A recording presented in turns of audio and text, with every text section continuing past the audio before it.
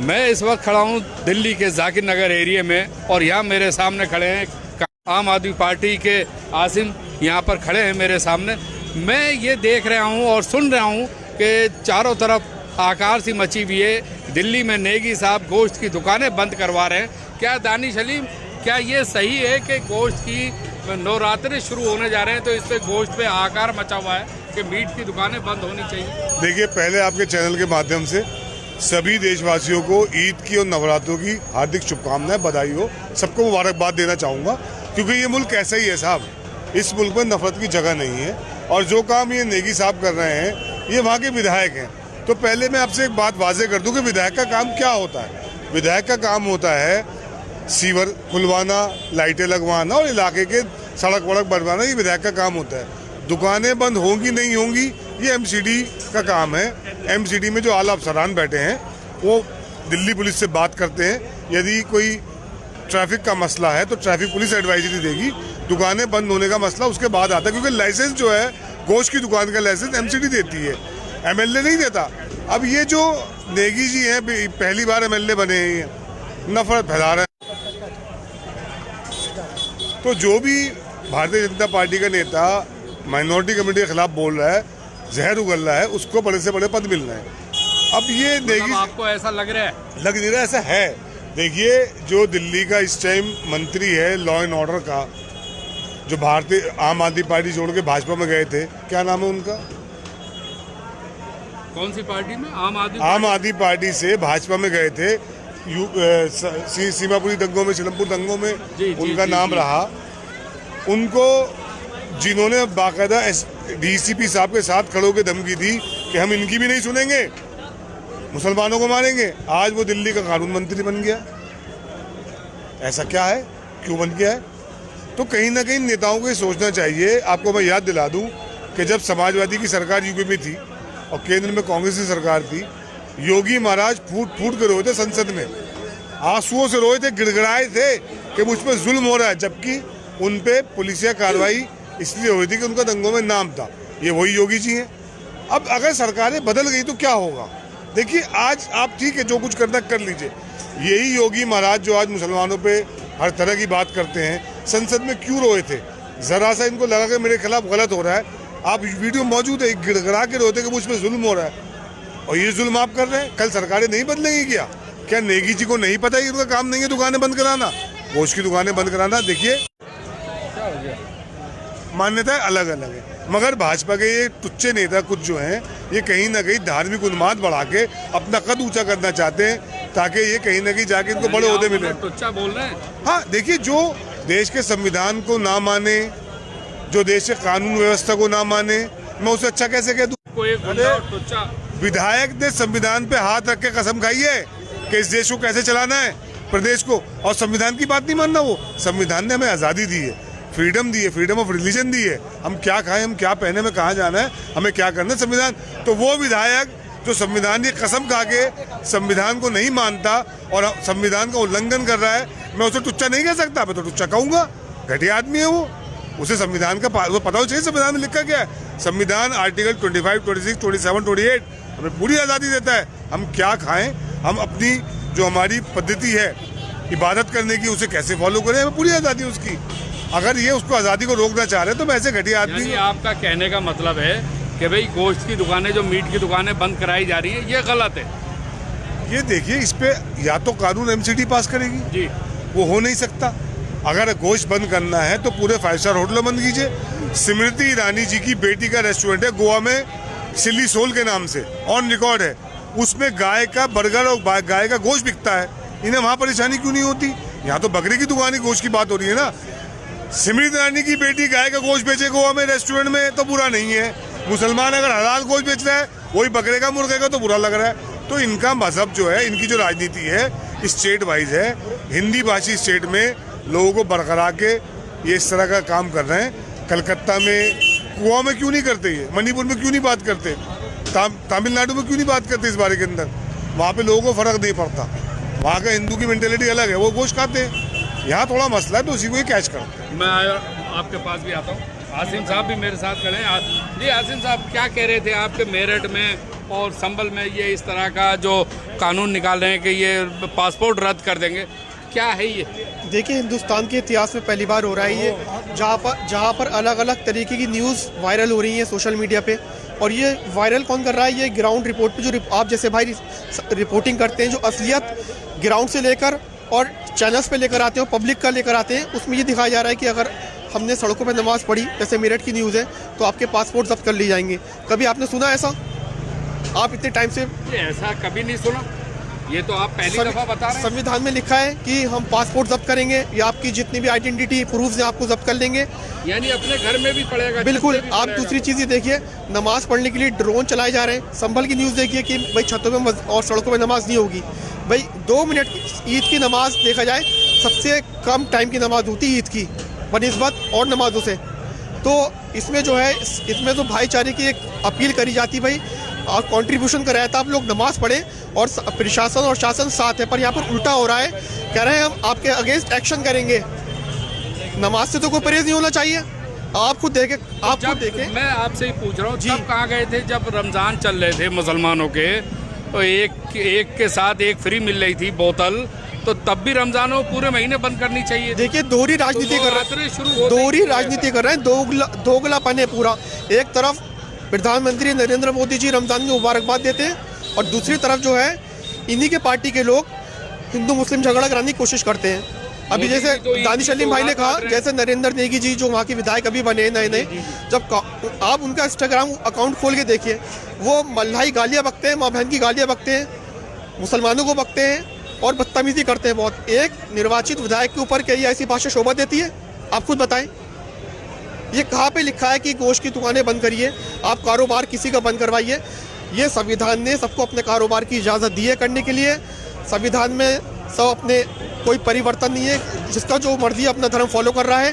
आप कहाँ के ठेकेदार बन गए? आप किसी को धर्म परिवर्तन कराएंगे या फिर उसको आप उंगली उठाएंगे? ये कहीं का बिल्कुल सही नहीं है बात। क्या कहेंगे आप दानिश साहब, दानिश अलीम? ये जैसे मेरठ में संभल में बता रहे हैं कि इस तरीके से कि छतों पे नमाज पढ़ते हुए दिखे, ड्रोन के जरिए देखा जा रहा है, तो उसके लाइसेंस और पासपोर्ट हो, लाइसेंस हो, सब जब्त कर दिए जाएंगे। देखिए, मुझे समझ में नहीं आता ये ऐसी बातें क्यों कर रहे हैं। लाइसेंस जब्त करने का काम ट्रैफिक पुलिस का है जी।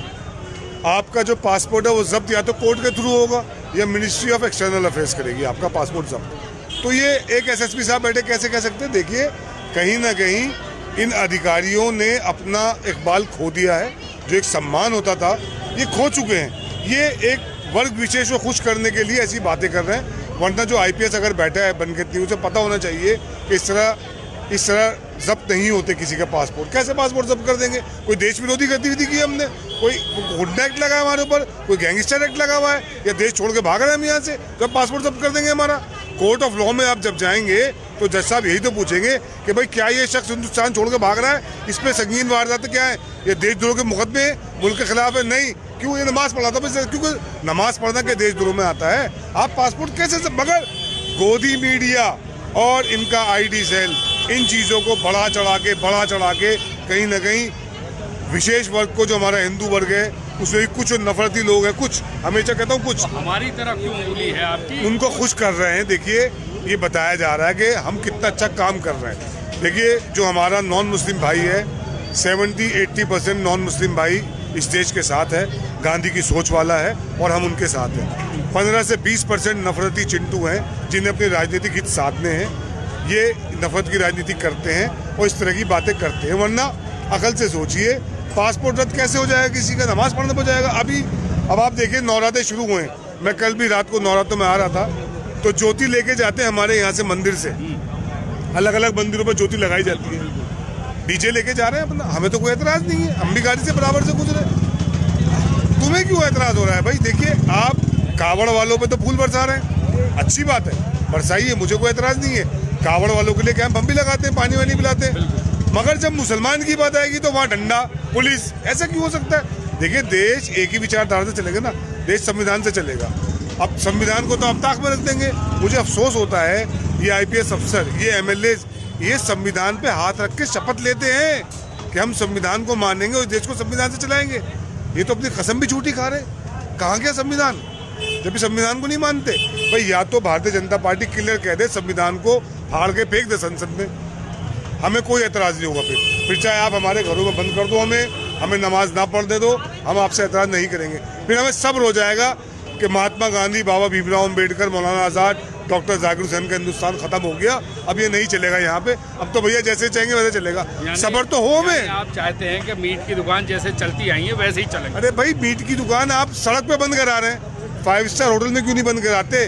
दिल्ली में जितने 5 स्टार होटल है सब में गोश्त बंद होना चाहिए। 7 दिन 10 दिन बंद करा के दिखा दीजिए। आप सारी एम्बेसीज में गोश्त बंद कराइए। अमेरिकन एम्बेसी में गाय का गोश्त इंपोर्ट होता है अमेरिका से, पता है बात आपको? बंद कराइए आप, सबके लिए साझा करिए। ये थोड़ा ना कि एक मुसलमान की दुकान बंद करा देंगे। गोश्त बंद कराइए, पूरे 10 दिन बंद कराइए, सारी एम्बेसीज में बंद कराइए, सारे 5 स्टार होटलों बंद कराइए। और ये कहाँ है बजरंग दल वाले? क्यों नहीं जाके KFC को तोड़ते? वहाँ पे भावना हट नहीं होती भाई? KFC में हिंदू भाई भी जाता है मॉल के अंदर, तो वहाँ जब मुर्गा खा रहे हैं तो उसकी भावना हट नहीं होती?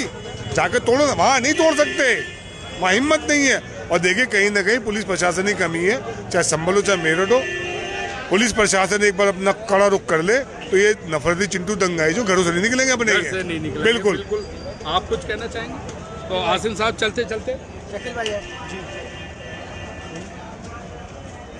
भाई, यहाँ एक जैसे विधायक हैं दिल्ली के अंदर, नवरात्रे शुरू हो रहे हैं और हो गए, तो इस पर क्या कहेंगे कि भाई ये जो दुकानें मीट की बंद कराई जा रही है?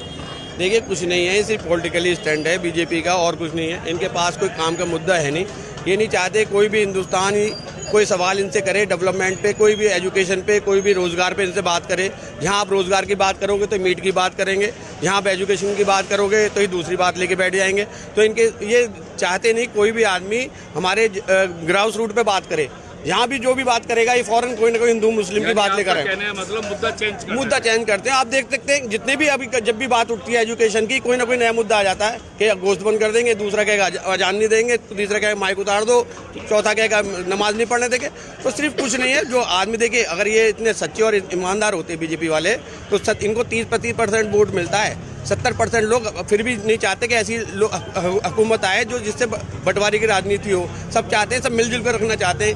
सिर्फ होता क्या है कि एक आदमी ने कोई बैड न्यूज़ उसने चलाई और वो चल गई तो ऐसा लगता है कि पूरा हिंदुस्तान, पूरा हिंदू उनके साथ है। ऐसा नहीं है। मेरे बहुत से ऐसे दोस्त हैं जो हिंदू भाई हैं। आप देख सकते हैं इस मार्केट को 80% जो ठेली वाले 80 नहीं, ये तो बैठे हैं 80% लोग यहाँ पर भाई आप देख सकते हैं जो ठेली पर आए हुए हैं ना, कोई आइसक्रीम वाला है, कोई कुल्फी वाला है, कोई आप उनसे जाके पूछो, उनको कोई पूरे महीने कोई परेशानी हुई, लोगों ने कहा भाई इधर साइड में लगा के बिजनेस कर लो। वो भी हिंदू भाई हैं।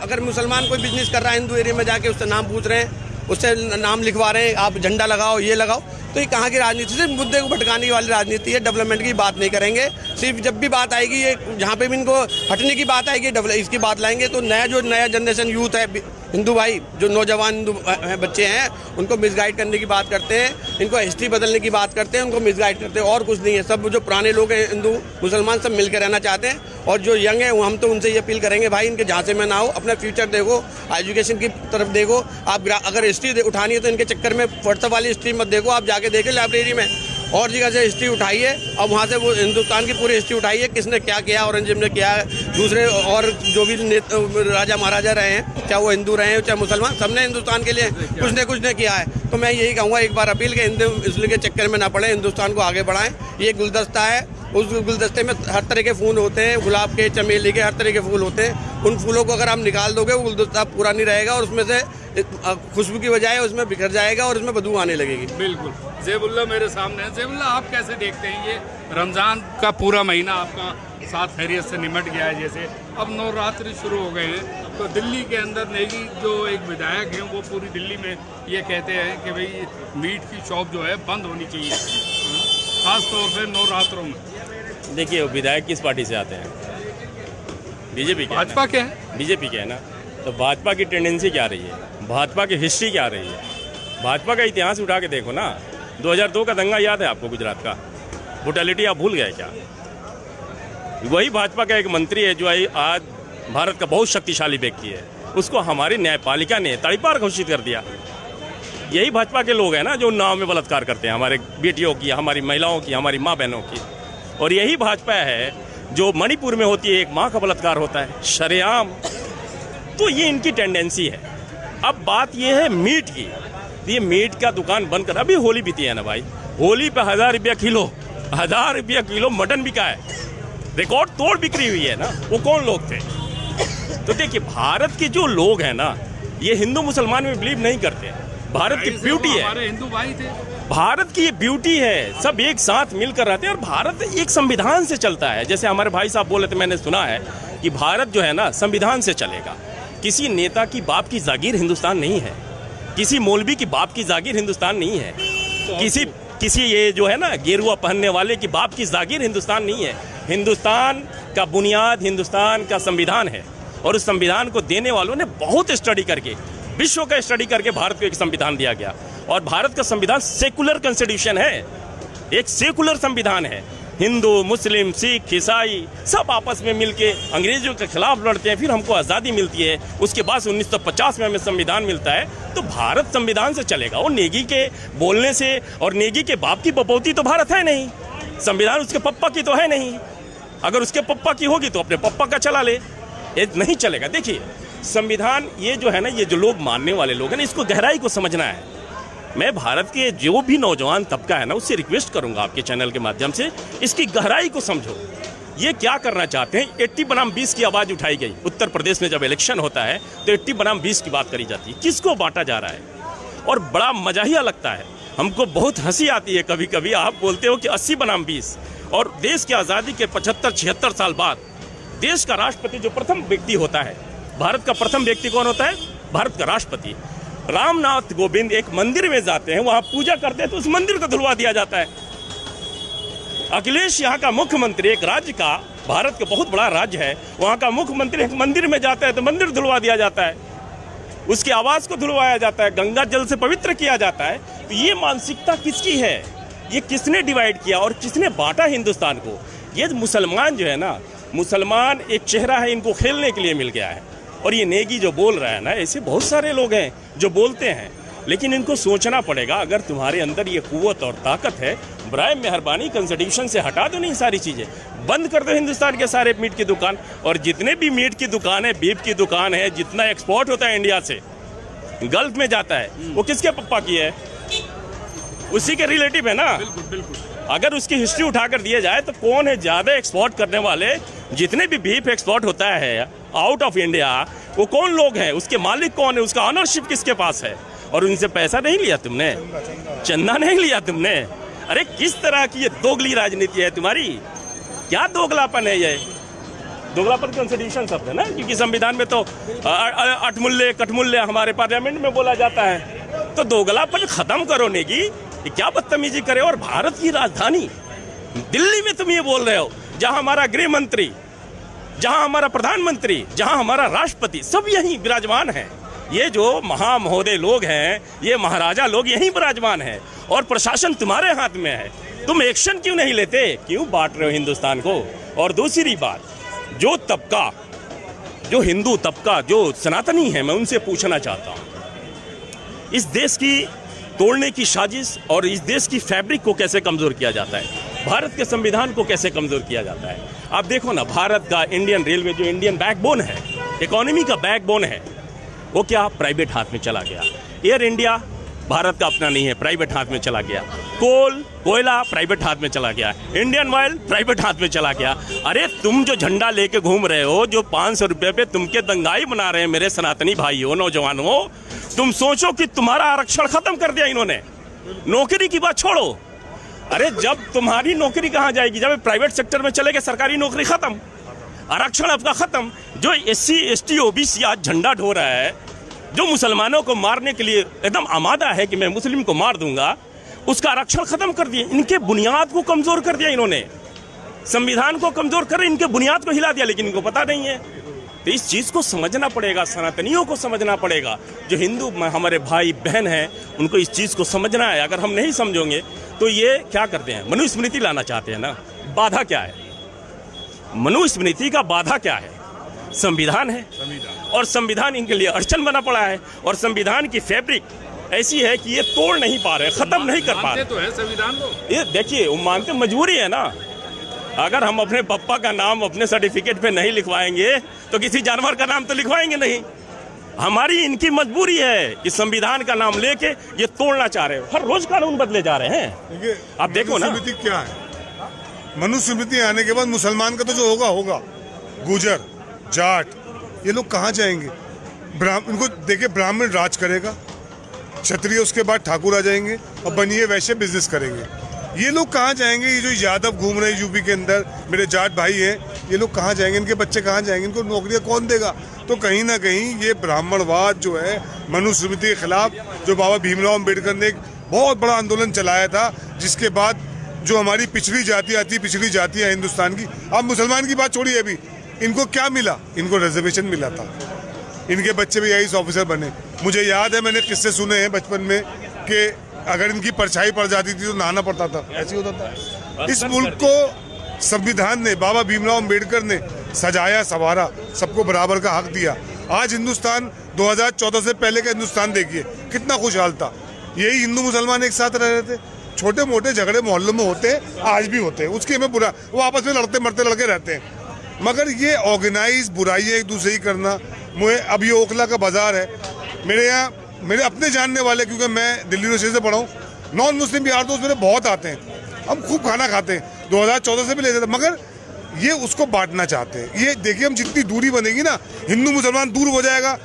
मैं तो चाहता हूँ हिंदू भाई यहाँ आए, हमसे मिलें, माहौल देखें, यहाँ कोई किसी प्रॉब्लम नहीं है। मिसाल के तौर पे सामने ये बैठे पंडित जी बैठे मेरे सामने, पान वाले पंडित बैठे, ये नागी ज्वेलर, ये नागी ज्वेलर 40 साल पुराने ज्वेलर है। मैं आपको बता दूं कि हिंदू भाई यहाँ पे कम से कम कुछ नहीं तो 10 से 15 हज़ार यहाँ पर हिंदू भाई जामिया नगर के अंदर कारोबार अपना करते हैं। और ये जामिया एक ऐसी जगह है जो सबको अपनी गोद में संभाती है और सबको रोजगार देती है। सब जगह है। आप पड़पड़गंज जाइए, वहाँ मेरे कुछ दोस्त हैं, वहीं रहते हैं, गुजर बिरादरी से आते हैं, उन्हें कोई दिक्कत नहीं है। ये सिर्फ उस MLA को दिक्कत है क्योंकि उसे मंत्री बनना है। जितना जहर उगलेगा भाजपा में रह के, वो कहने का मतलब है वही मैं बताता हूँ। मैं आपको, मेरा चिल्ला गांव है पड़पड़गंज के, वही विधान अनिल चौधरी मेरे दोस्त है, दिल्ली प्रदेश अध्यक्ष रहे। मेरा वहाँ आना जाना है गांव में, क्योंकि हम भी गांव की पृष्ठभूमि से आते हैं। उन्हें तो कोई दिक्कत नहीं है। दिक्कत किसे? जो MLA बन गया उसे मंत्री बनना है। तो ये कैसे कह दिया आपने कि मंत्री बनना है तो जहर उगले? भाई जितना जहर उगलेगा भाजपा में उतना आगे बढ़ेगा ना, जितनी नफरत फैलाएगा। अगर प्यार मोहब्बत की बात करें तो उसे घर बिठा देंगे। आज क्या हो रहा है दिल्ली में? शिक्षा, रोजगार, अस्पताल, इसकी बात हो रही है क्या? आप बता दीजिए कौन सी बात हो रही है? आज दिल्ली में भाजपा सरकार है, ओखला का अस्पताल बना पड़ा आधा कटर, क्या बनेगा वो? सरिता विहार में आप तो वीडियो की थी, तो क्या भाजपा बनवा देगी वो अस्पताल? कहीं ना कहीं आज युवा रोजगार मांग रहा है। आपने फौज को हमारी होमगार्ड की ड्यूटी बना दी। हिंदू मुसलमान लड़के मेहनत करके फौज में जाते थे और इज्जत की नौकरी करते, देश के लिए अपने प्राण देके आते थे। आज वो जाने को राजी नहीं है। ऐसा क्या है कि इजराइल जहाँ जंग चल रही है, हरियाणा में कैंप लगाया इजराइल एम्बेसी ने, वहाँ पे 5000 लड़के पहुँच गए, जान देने को तैयार है। यहाँ रोजगार नहीं है। इजराइल जाके मरम्मत करने को तैयार है बिल्डिंगों की, क्योंकि वहाँ रोजगार नहीं है। रशिया क्यों गए पंजाब से सिकड़ के? रशियन आर्मी में वहाँ पे ज्वाइन कर रहे हैं, क्यों कर रहे हैं? ये सब मुद्दे ना उछले। देखिए रशिया में जो पंजाबी लड़के जाके लड़ रहे हैं रशियन फौज की तरफ से हैं, और जो हमारे हिंदू मुसलमान भाई यहाँ से जाके इजराइल के अंदर मरम्मत कर रहे हैं, वहाँ बम गोले गिर रहे हैं, अपनी जान क्यों? यहाँ रोजगार नहीं है। गोदी मीडिया हिंदू मुस्लिम अगर खत्म हो गया ना, तो ये सवाल होगा और जूते पड़ेंगे इनके। फिर आपको होश आ जाएगा कि हमारे बच्चे अपनी जान जोखिम में डाल के इजराइल मरने जा रहे हैं, रशिया मरने जा रहे हैं। डंकी फिल्म आई थी, हमारे अपने यहाँ के बच्चे, जवान बच्चे क्यों जा रहे हैं अमेरिका धक्के खा के? यहाँ रोजगार नहीं है। 25 करोड़ रोजगार की बात करो, हिंदू मुसलमान, मस्जिद का लाउड स्पीकर, नमाज, गोश्त की दुकान, अरे इसको हटा के बात करो ना भाई, रोजगार की बात करो ना, आप शिक्षा की बात करो। आप ये बात ही नहीं होगी जब तक ये मजहब चलेगा, जब तक देश का भला नहीं होगा। देखिए, एक बहुत बड़ा राइटर है, किसी ने एक किताब लिखा, वो लिखा क्या कि जब तुम सत्ता में रहना चाहते हो ना, तो जनता को इतना परेशान कर दो कि वो अपने खाना को और अपने कपड़े पहनने को उसी को आज़ादी समझ पाए, अपने अधिकार की बात ना करे। आज हो क्या रहा है देश में? आपको 5 किलो राशन पे आधारित करते 85 करोड़ लोग, उन्हीं का आंकड़ा है, 85 करोड़ लोग राशन पे जी रहे हैं, सरकार के राशन पे जी रहे हैं। इस सोचने वाली बात है। इस देश में आज देश को आज़ाद हुए 75 साल हो गया। जिस तुम औरंगजेब की बात यानी कर आप रहे हो। कहना चाह रहे हैं कि 5 किलो चावल और गेहूं उस पे जी रहे हैं। तो इसी उनको अधिकार की बात नहीं करने दी जा रही, उनको तो दंगाई बनाया जा रहा है, वही रोड पे दंगा कर रहे हैं। आप देखो ना किस तरह का संविधान, कितना ब्यूटी है हमारे संविधान में। हमारा संविधान बोलता है हिंदू मुस्लिम सिख ईसाई सब आपस में भाई भाई रह के यहाँ रहेंगे, कोई किसी धर्म आपका मानने का आपको अपना अधिकार देता है, हिंदू को अपना, सिख को अपना, ईसाई को अपना। आज देखो ना उत्तर प्रदेश में क्या हो रहा है, किस तरह के सर्कुलर जारी कर रहे हैं ये कि आप अपने छत पे नमाज नहीं पढ़ सकते। ये विडंबना है। आज देश को सत्याग्रह की जरूरत है। अब देश में गांधी तो आएंगे नहीं, अब देश के नौजवानों को गांधी के रास्ते पे चलना पड़ेगा और सत्याग्रह करना पड़ेगा, असहयोग आंदोलन की जरूरत है। इस सरकार तानाशाही सरकार के खिलाफ आपको रोड पे उतरना पड़ेगा। अगर आप नहीं उतरते हो, ये बात केवल मुसलमानों की नहीं है, ये बात मुसलमानों की नहीं है, ये बात भारत की है। इस तरह की बात कर रहे हैं कि लोगों को आना पड़ेगा, ये भड़काऊ तो नहीं है? भड़काऊ नहीं, सत्याग्रह तो नहीं रहे। मैं सत्याग्रह की बात करता हूँ, यही तो ब्यूटी है हमारे कॉन्स्टिट्यूशन की। हमारा कॉन्स्टिट्यूशन बोलता है कि अगर तुम आहत होते हो, तुम्हें तकलीफ पहुंचती है, तुम सत्ता में जो बैठा व्यक्ति अगर तुम पे तानाशाही करता है तो उसके खिलाफ तुम सत्याग्रह करो, आंदोलन करो, आंदोलित हो, अपने हक के लिए लड़ो। आज देखो ना, भारत के आजाद होने के बाद 75 साल बाद सेकुलर कंट्री भारत को बोला जाता है। ये हिंदू राष्ट्र नहीं है, धर्मनिरपेक्ष देश है भारत। और इस देश में आपको अपने घर में नमाज पढ़ने की इजाजत नहीं है, आप अपने छत पे नमाज नहीं पढ़ सकते, आपके पासपोर्ट सीज कर दिए जाएंगे। ये किस तरह के सेकुलर, ये क्या आ रहा है? और केवल मुसलमानों की बात नहीं है, आप देखो ना, जो दलित समाज के बच्चे हैं वो मस्जिद में जाके पानी पीते हैं तो उनको मार दिया जाता है। दलित को पूजा नहीं करने दिया जाता है, मस्जिद में नहीं साहब, मंदिर में उनको मार दिया जाता है। तो हर कोई आ सकता है, वो गलत स्लिप ऑफ टंग है, मंदिर में मार दिया जाता है। आप दलितों के साथ, आपके दलित एक राष्ट्रपति होता है, वो मंदिर में पूजा करने जाता है तो मंदिर को धुलवा दिया जाता है। तो ये बात मुसलमानों की नहीं है, ये बात भारत को बांटने की साजिश लग रही है। ये काले अंग्रेज हैं, अंग्रेज से ज्यादा तानाशाही है यहाँ। अंग्रेज थे तो एटलीस्ट आप जाते हो जेल में जाते थे तो भगत सिंह लेटर दे देते थे तो वो लेटर पब्लिश हो जाता था। ये तो जो अंदर जाते हैं उनको क्या क्या धाराएं लगा देते। तो ये समझना है, भारत के हिंदू मुसलमान को समझना पड़ेगा और नौजवान तबका को समझना पड़ेगा कि हमारी नौकरी कहाँ गई। हमारे 25 करोड़ नौकरी की बात हुई थी, हमारे 15 लाख की बात हुई थी, महिलाओं को दिल्ली में 2500 रुपया देने की बात हुई थी, हर महीने आपको फ्री सिलेंडर देने की बात हुई थी। तो ये सारी चीज़ों को समझना पड़ेगा। आपके रोजगार कहाँ है, आपके बच्चों का फ्यूचर कहाँ है? क्या हमारे बच्चे जो हैं वो कल होकर हम उनको दंगाई बनाएंगे? मैं अपने बच्चे को तो कट्टर मुस्लिम नहीं बनाना चाहता।